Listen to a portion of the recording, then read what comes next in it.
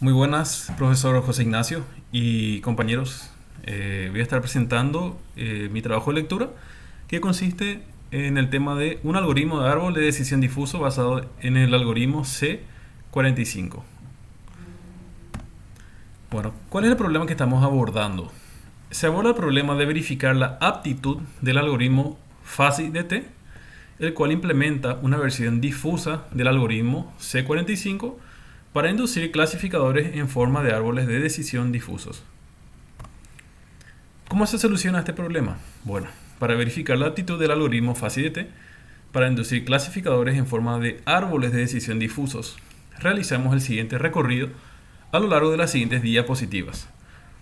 Hacemos primero una breve introducción a los sistemas de clasificación difusa.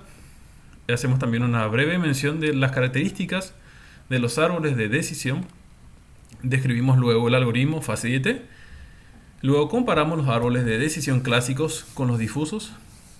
Y finalmente realizamos experimentos y comparaciones entre árboles de decisión clásicos y difusos. De esa manera hacemos un estudio completo y acabado acerca del algoritmo FASI-DT, comparándolo con su, por decirlo así, su hermano más cercano, que sería el algoritmo clásico de árboles de decisión C45. Y finalmente presentamos los resultados obtenidos al final de esta presentación. Bueno, comenzamos con los sistemas de clasificación difusos.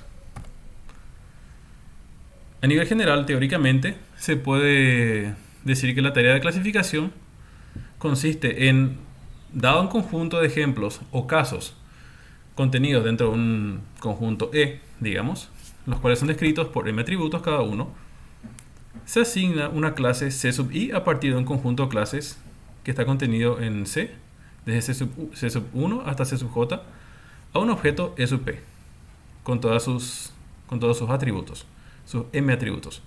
Básicamente la clasificación toma un elemento del conjunto de elementos que tenemos acá, de ejemplos, y lo clasifica con una C sub I, una clase particular de un conjunto de clases que tenemos. Así definiríamos la tarea de clasificación. Una típica regla de clasificación difusa puede ser expresada por la siguiente notación. R sub K sería una condición, una regla específicamente, la cual preguntaría por un conjunto de atributos, ¿verdad? Cada una de las X sub I sería un atributo en el cual preguntaríamos si este atributo tiene este valor y este atributo tiene este valor. Y cada uno de los atributos que pueda tener la regla queda como una precondición. Si se cumple toda esa precondición concomitantemente, entonces clasificamos a la instancia o el ejemplo con la clase C sub I. Acá tenemos las definiciones, o sea, las explicaciones de qué significa cada notación específica. Bueno, el mecanismo de inferencia compara el ejemplo con cada regla de la base de reglas difusas, con el objetivo de determinar la clase a la que pertenece. Entonces, dado un conjunto de reglas difusas, una base de reglas difusas, un ejemplo de entrada puede ser clasificado a través de uno de los siguientes métodos de razonamiento difuso, que tenemos dos en total. El primer método, que sería el método clásico de razonamiento difuso, clasifica este ejemplo de entrada usando la clase perteneciente a la regla con la máxima compatibilidad con el ejemplo de entrada.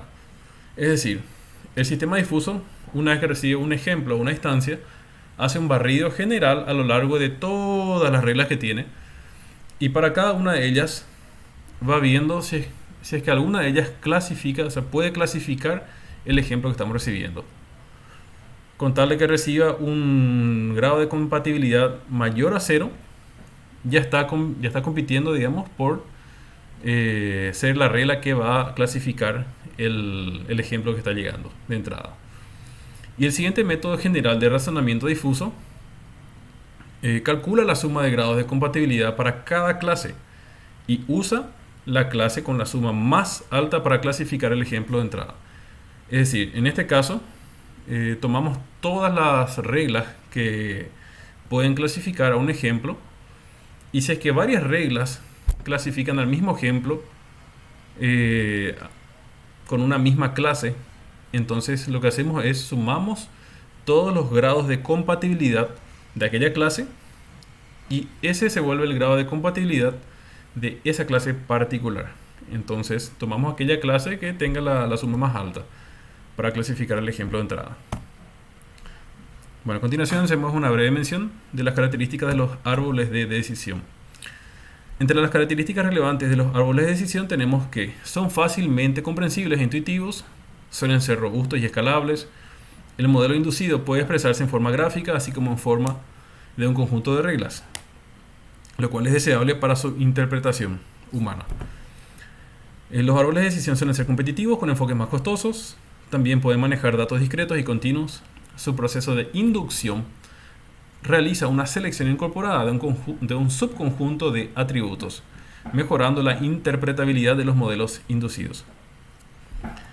Se pueden aplicar a datasets que incluyen grandes cantidades de ejemplos, y su proceso de inferencia, al igual que su inducción, requiere un bajo costo computacional. Esas son características relevantes de los árboles de decisión. Entonces a continuación damos un pequeño resumen del algoritmo clásico C45. Entonces, en primera instancia utiliza las medidas de ganancia de información y de entropía para decidir sobre la importancia de los atributos, que pueden ser numéricos y o categóricos. Crea de forma recursiva ramas correspondientes a los árboles de los atributos seleccionados hasta que se asigne una clase como nodo terminal. Cada rama del árbol puede verse como una regla, cuyas condiciones están formadas por sus atributos y sus pruebas respectivas.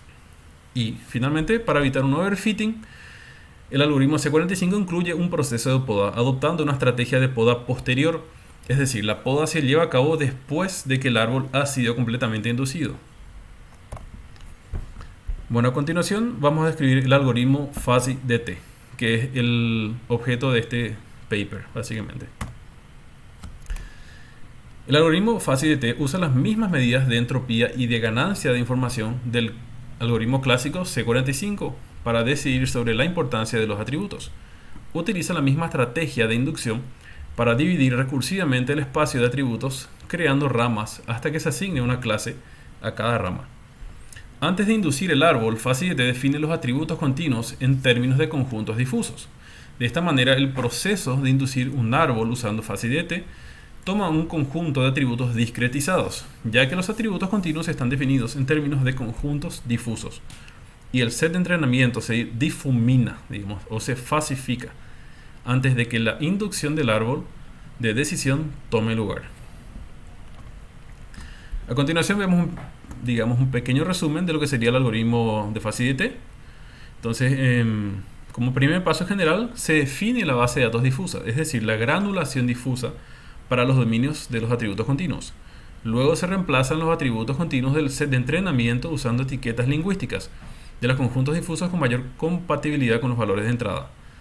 Luego se calcula la entropía y la ganancia de información de cada atributo para dividir el set de entrenamiento y definir los nodos de prueba del árbol hasta que todos los atributos hayan sido utilizados o todos los ejemplos de entrenamiento estén clasificados. Y finalmente se aplica un proceso de postpoda similar al C45, usando límites de confianza del 25% por defecto. Aquí vemos un ejemplo simplificado del proceso del algoritmo FuzzyDT. Finalmente tomamos, por ejemplo, un dataset de ejemplo con 3 atributos y n instancias y un atributo de clase. Lo que hace primariamente el algoritmo de FuzzyDT es mapear difuminar los atributos directamente, ¿verdad? O mapearlos, digamos, a subconjuntos que vienen a formar parte, que vienen a ser las nuevas entradas del algoritmo de inferencia que se genera en el árbol de inducción. Entonces, ese sería el primer paso y luego se generaría el árbol de inducción. A continuación vamos a realizar una comparación entre el algoritmo C45 y el FuzzyDT, una comparación teórica todavía. Entonces vamos a estar analizando algunas de las características de los algoritmos, de ambos algoritmos. Entonces, con respecto a la evaluación de las características o evaluación de los atributos tenemos que para el proceso de particionamiento, ambas versiones utilizan las mismas medidas, que son entropía y ganancia de información, a fin de seleccionar los atributos que serán utilizados en los nodos de prueba del árbol resultante. En el proceso de inducción del árbol, ambas versiones utilizan el mismo enfoque, que es la subdivisión repetida del espacio de atributos, utilizando los atributos más informativos hasta que se alcanza un nodo hoja, o hasta que ya no quedan atributos o ejemplos.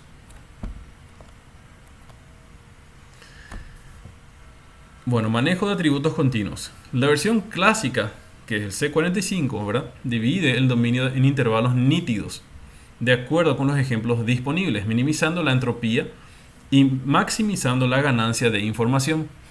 Este proceso puede causar divisiones antinaturales que se traducen en una menor interpretabilidad de las reglas.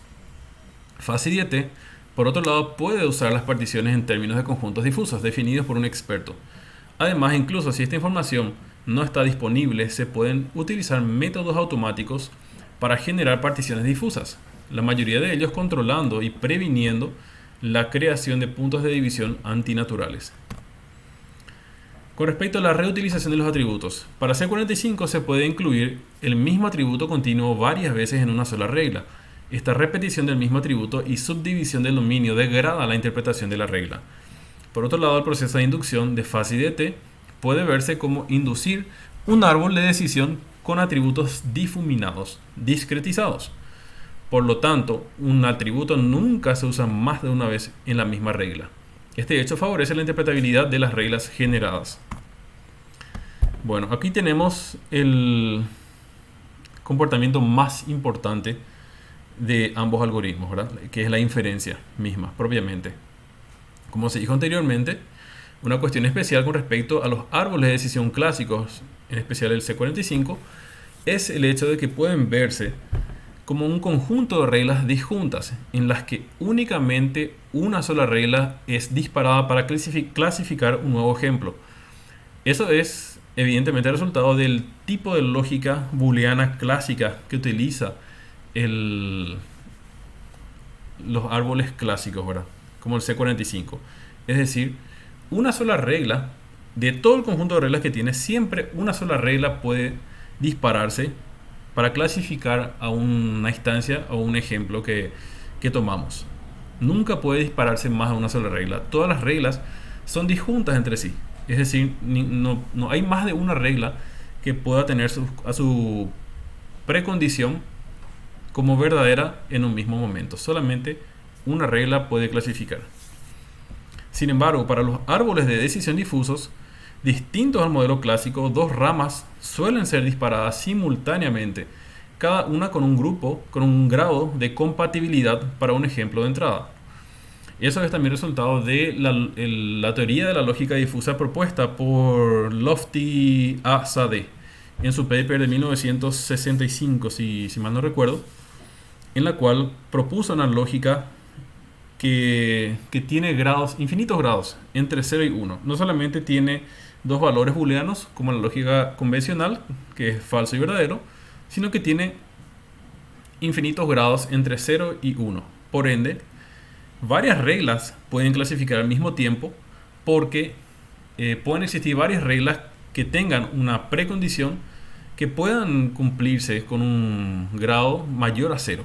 Es decir, una regla puede tener una precondición con 0,5, otra regla puede tener 0,20 y así sucesivamente. Podemos tener varias reglas que aplican para el mismo ejemplo de entrada. Vamos a ver esto con más detalle a continuación. Esta característica de árboles de decisión difuso se ilustra en la siguiente figura, que presenta la partición del atributo A sub Tn a la izquierda, definido por conjuntos difusos S1, S2 y S3, así como parte de un árbol de decisiones difuso a la derecha. Bueno, a la izquierda podemos ver un plano cartesiano donde tenemos en el eje X, digamos, los valores distintos del atributo A sub T sub N, ¿verdad?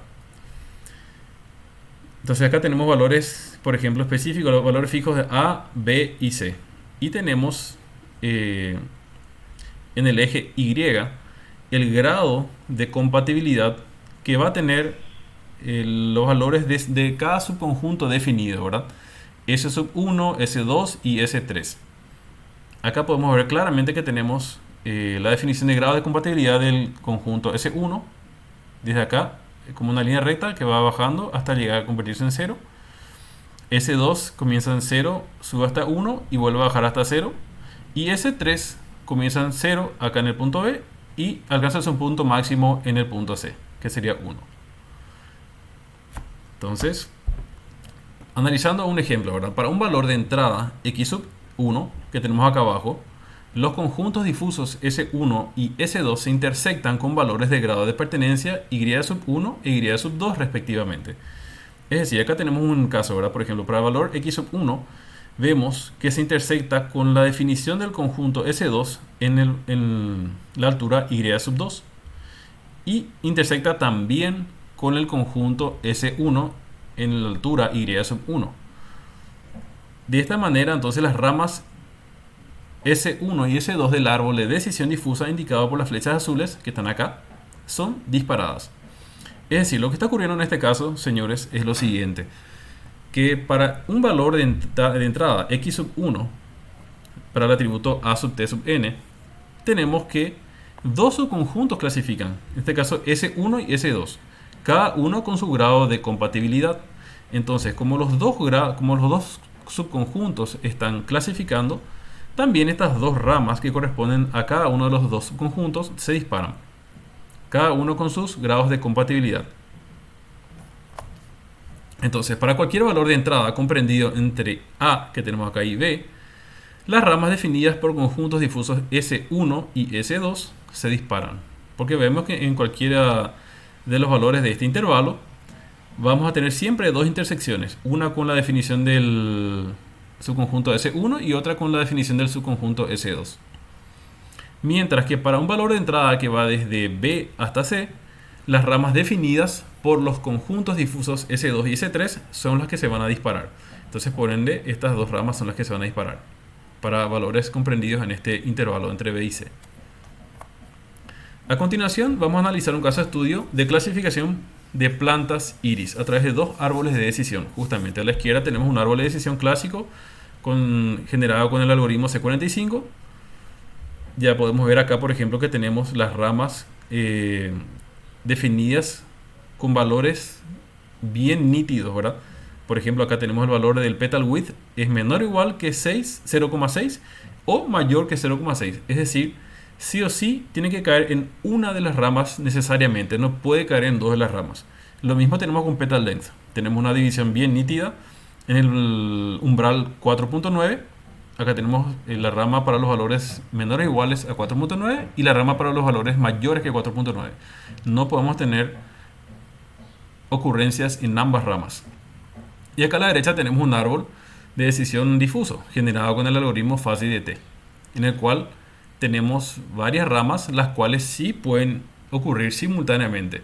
Porque como vimos anteriormente, tanto puede ocurrir que sea interpretado un valor de entrada de petal width como perteneciente al conjunto small como al conjunto large. Y lo mismo con petal length.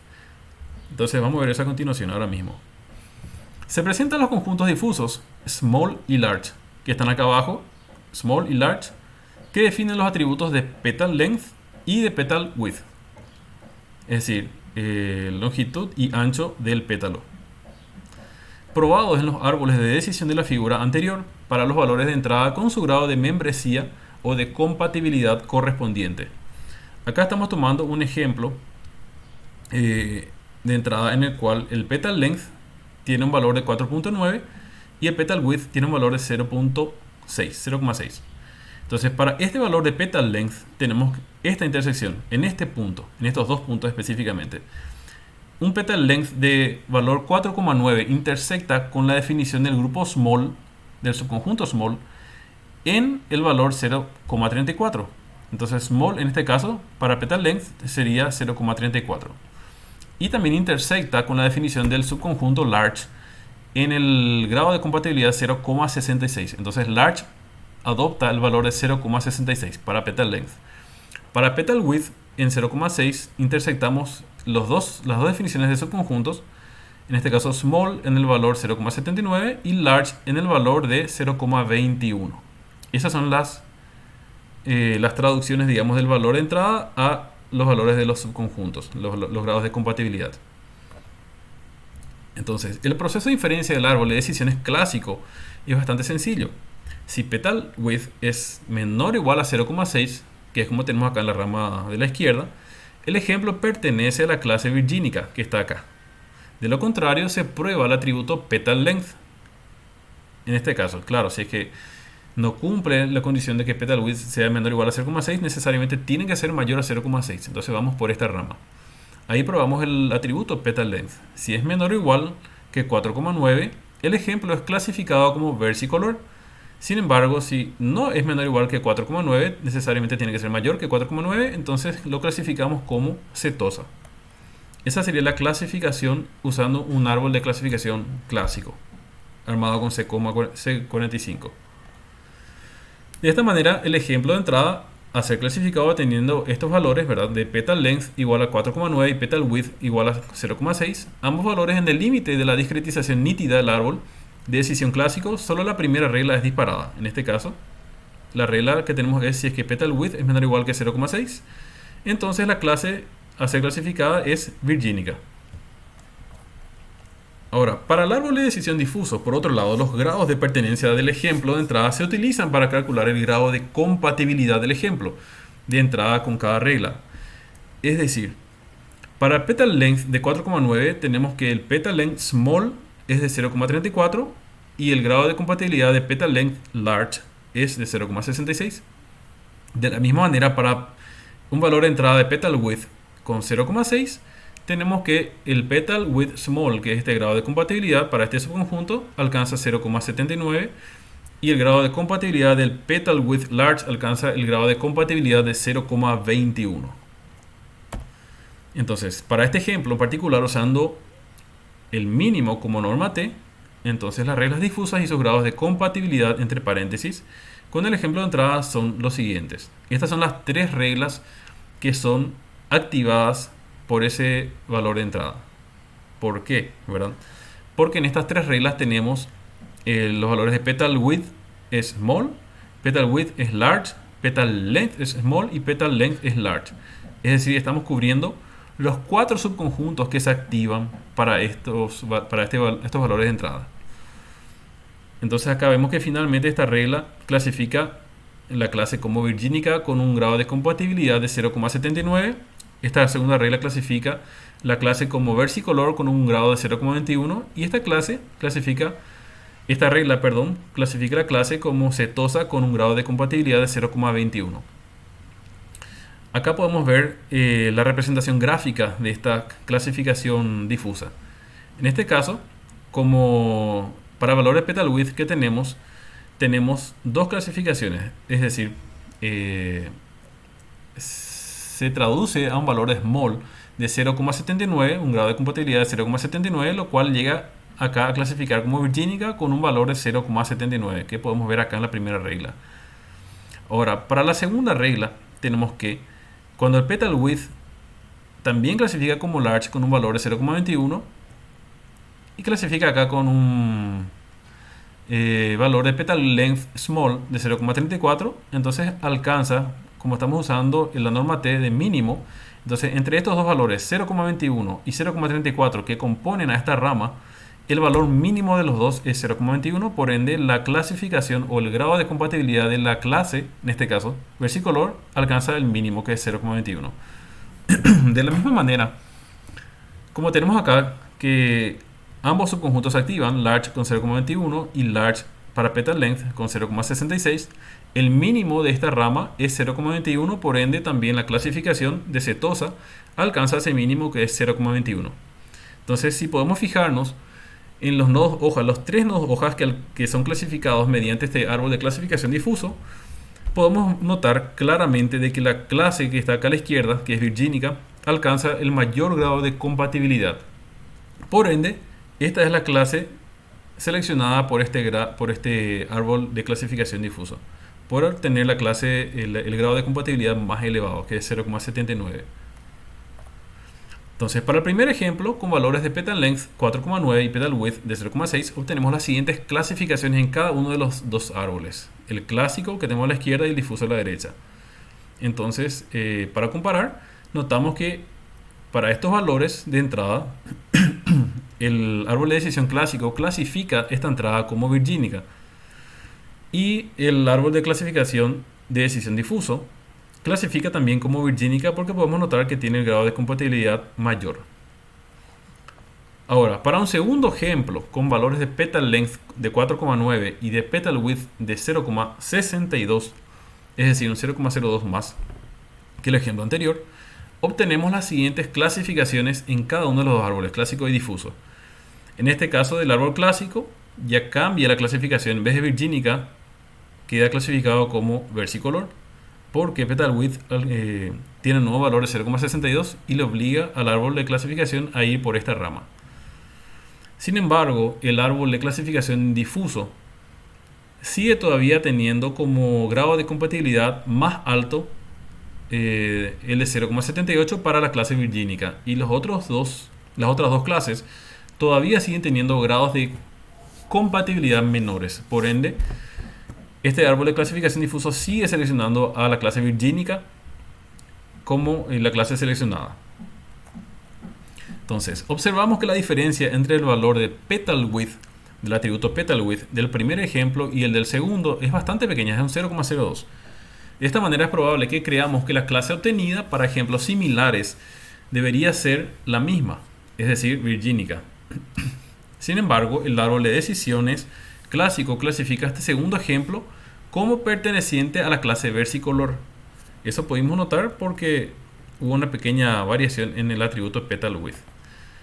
Por otro lado, dado que el árbol de decisiones difuso usa los grados de compatibilidad de los valores de entrada con los conjuntos difusos que definen las pruebas del árbol, sigue clasificando este nuevo ejemplo con la misma clase, que es virgínica.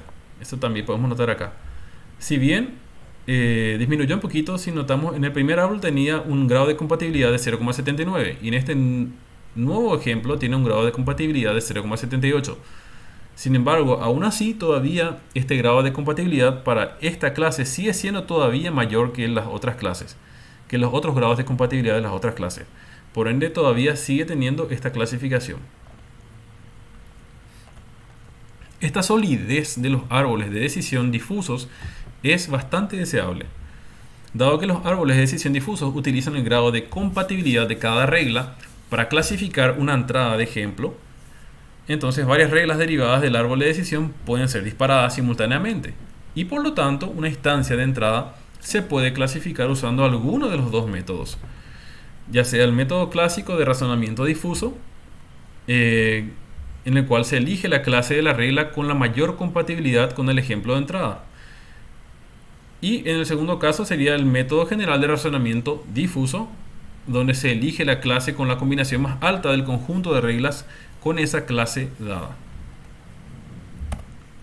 Entonces, en resumen, comparando el algoritmo C45 con el FACI-DT, tenemos que el algoritmo clásico C45 y su versión difusa, FACI-DT, presentan diferencias relevantes con respecto al manejo de atributos continuos, reutilización de atributos y procedimientos de inferencia. Entonces, resumiendo en un cuadro, digamos, tenemos que el algoritmo C45 tiene un proceso de inferencia más simple y más rápido. Sin embargo, el algoritmo FACI-DT es capaz de evitar la reutilización de atributos y también de evitar la repetida división de atributos continuos. Proporciona también un proceso de inferencia más robusto, como recién vimos, aunque también más costoso. A continuación, realizamos experimentos de comparación entre el algoritmo C45 y FACI-DT. Ahora sí vamos a realizar una comparación, sin embargo, comparación del rendimiento, ya del desempeño de ambos algoritmos, ¿verdad?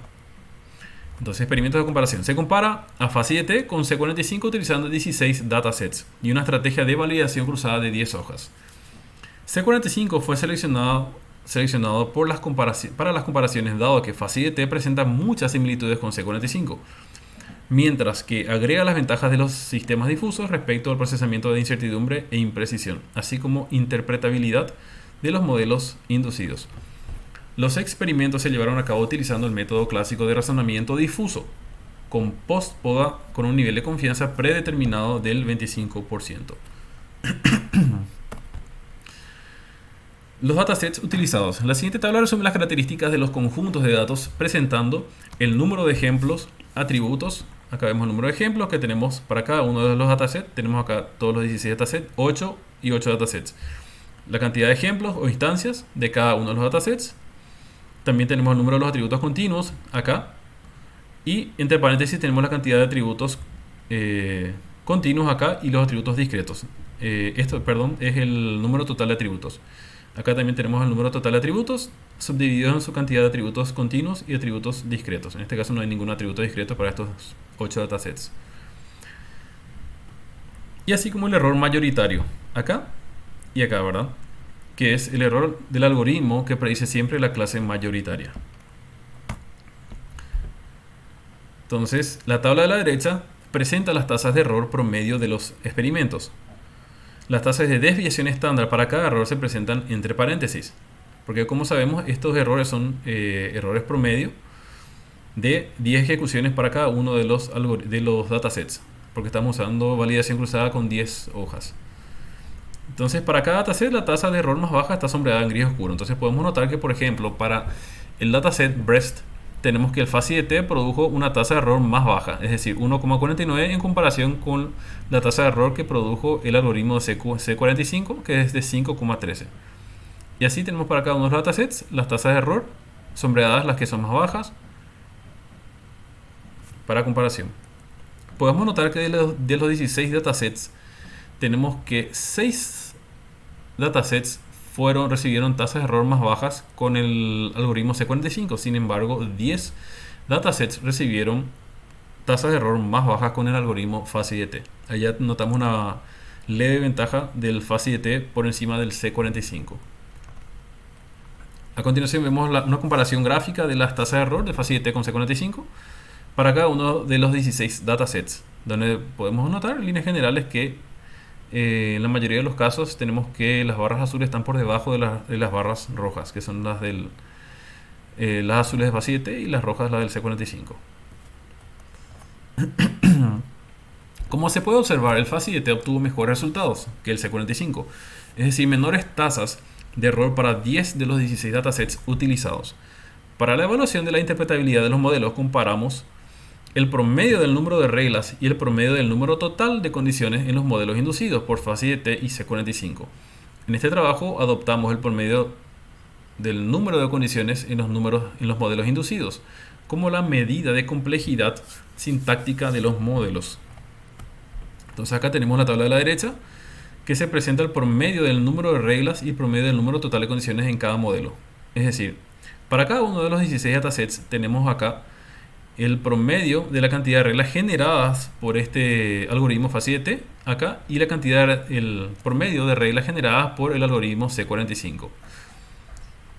Acá tenemos la cantidad promedio de condiciones generadas dentro de estas reglas y la cantidad promedio de condiciones generadas dentro de estas reglas, pero para el algoritmo C45. Acá para el algoritmo fuzzy DT. Es decir, por ejemplo, tomando un ejemplo, a ver cuál es más representativo acá. Este, por ejemplo, el de Cylinder. En Cylinder, por ejemplo, podemos notar que en promedio el algoritmo fuzzy DT produjo 45,8 reglas y el C45 produjo en promedio 42,80 reglas. Sin embargo, podemos notar que es muy baja la diferencia. Son 3 reglas de diferencia entre los dos algoritmos. Sin embargo, para la cantidad de condiciones, notamos que el fuzzy DT produjo un promedio de 198,50 reglas y el C45 produjo un promedio 248,50 reglas. Casi notamos que hay una diferencia bastante mayor. Hay prácticamente 50 reglas más generadas en los árboles de decisión generados por el C45 de lo que fueron producidos por el fuzzy DT. La desviación estándar para el número de reglas, así como para el número de condiciones, se presentan entre paréntesis. Acá estamos notando las desviaciones estándar en caso de que quieramos saber la viabilidad de estos valores, ¿verdad? Y para cada dataset la tasa más baja está sombreada en gris oscuro.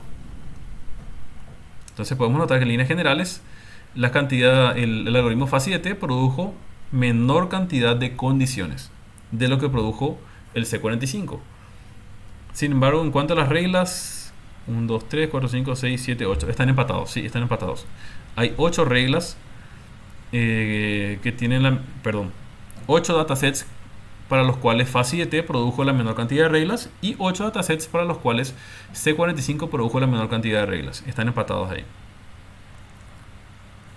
A continuación vemos un gráfico con la cantidad de condiciones que produjo cada uno de los algoritmos, el FASI-DT y el C45, para cada uno de los 16 datasets.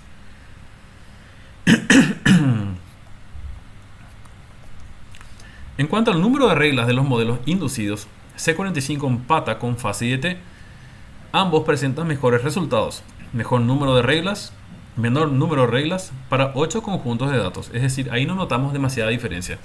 En cuanto a la cantidad de reglas generadas, tenemos un empate.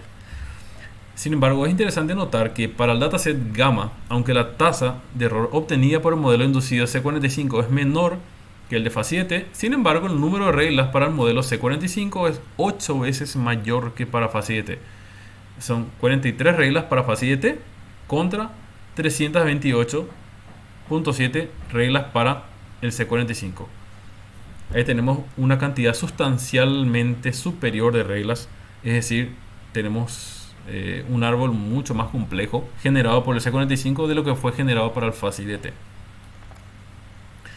En cuanto al promedio del número total de condiciones en los modelos, los inducidos por el FASI-DT fueron más pequeños que los del C45, para 12 de los 16 datasets.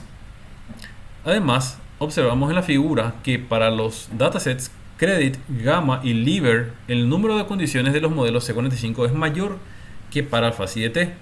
De hecho, el número de condiciones de los modelos C45 es 3 veces mayor que FASI-DT en el dataset de Credit, 16 veces mayor para el dataset de Gamma y 38 veces mayor para el dataset de Liver. Estas comparaciones vamos a ver a continuación acá en el gráfico, donde podemos notar que claramente las barras rojas, que son las del C45, son mayores que las barras azules. En este caso de Credit, en este caso de Gamma y en este caso de Liver. Quiero resaltar el pequeño detalle que estamos observando un gráfico con escala logarítmica. Es decir, acá tenemos por ejemplo un nivel de 3, acá tenemos un nivel de 30, entonces la distancia entre 3 y 30 es relativamente menor.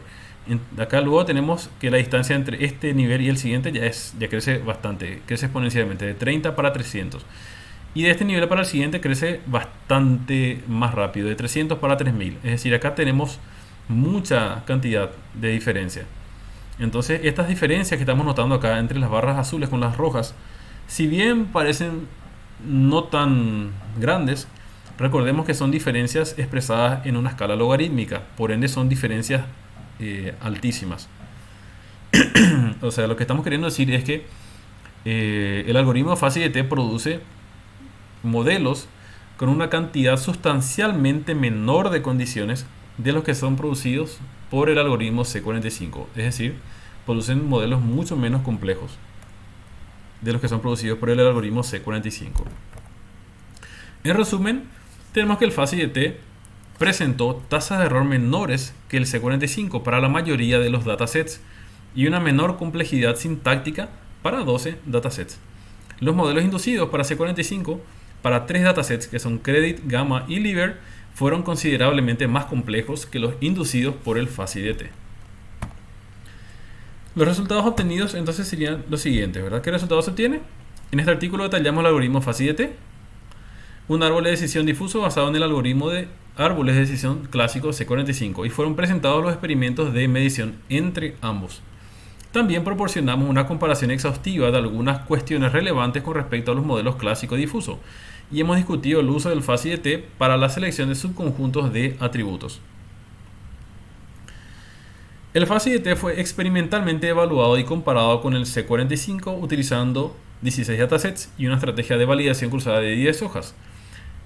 Y el FASI-DT obtuvo un error más pequeño para 10 datasets y también pudo inducir modelos con menos reglas y menos condiciones en las reglas en comparación con el algoritmo C45.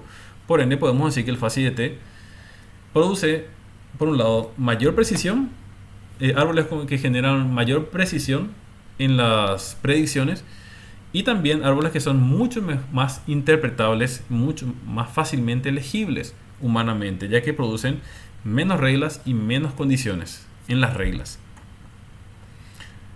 Bueno, estimados, esa es la conclusión que obtenemos. Por ende, podríamos decir resumidamente de que el algoritmo de FACIDT que genera árboles de decisión difusos es bastante recomendable, por lo menos en comparación con el C45. Es bastante recomendable, es bueno y produce buenos resultados. Y con esto, estimados, finalizo mi presentación. Que tengan un excelente resto de jornada.